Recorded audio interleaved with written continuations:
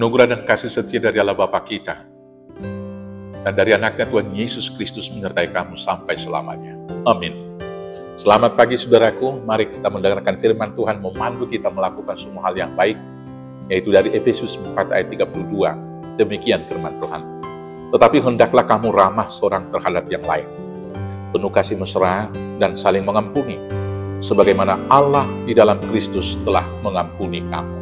Demikianlah firman Tuhan.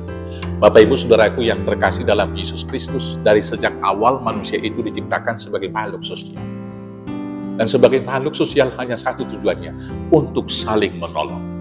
Dan itu yang dikatakan oleh Tuhan, aku akan menjadikan seorang penolong baginya yang sepadan dengan dia.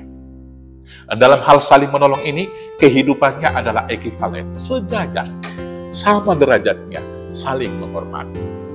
Dan Tuhan memanggil mereka supaya hidup rukun di dalam satu harmoni yang indah.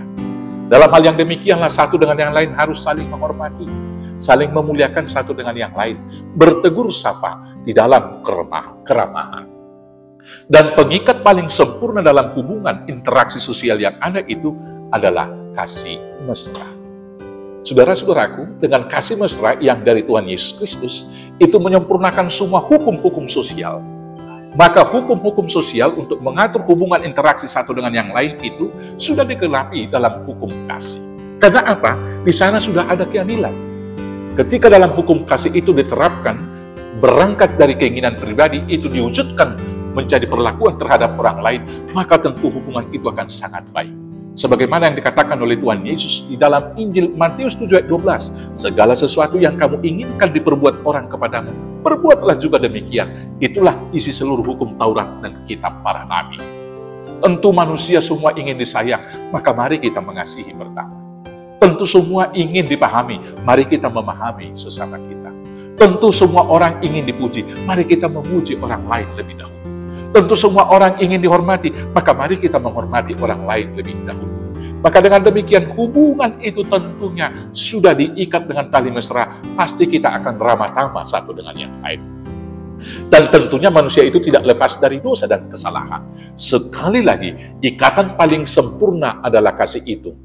Dan dengan kasih kita akan dapat mengampuni, karena sudah merasakan pengampunan yang dari Tuhan.